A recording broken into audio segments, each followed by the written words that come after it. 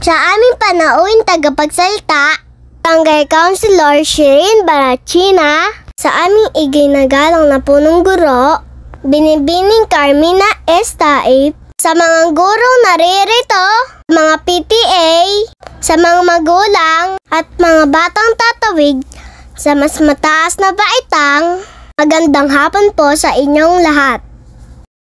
Lubos po ang aming kagalakan sa aming puso dahil sa sumapit ang araw na ito, ang araw na aming pinapakahihintay sa aming pagtawid sa mas mataas na baitang. Ito ang simula na mas madami pang pagsubok na kahaharapin.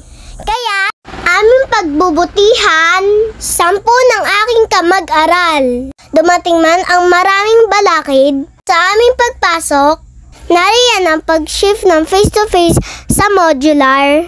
Dahil sa hindi inaasahang pabago-bagong panahon, ngunit hindi ito naging hadlang upang hindi natin matutunan ang ating mga araling at maipagpatuloy ang aming pag-aaral.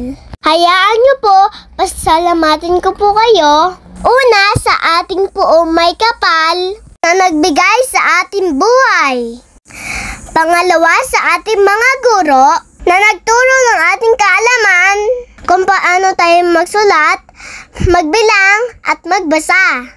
At magkaroon ng mabuting asal na sa ating tahanan na unang tinuturo. Sa ating mga magulang, lolo at lola na laging nandyan upang tayong gabayan. Itinuro nila ang tamang daan na ating tatahakin sa ating buhay. Sila na walang sawang sumusuporta naman ang maging desisyon natin. Umulan at umaraw man, laging nariyan. Salamat po! Muli, mula sa aking puso, maraming salamat po. Magandang hapon po muli sa ating lahat.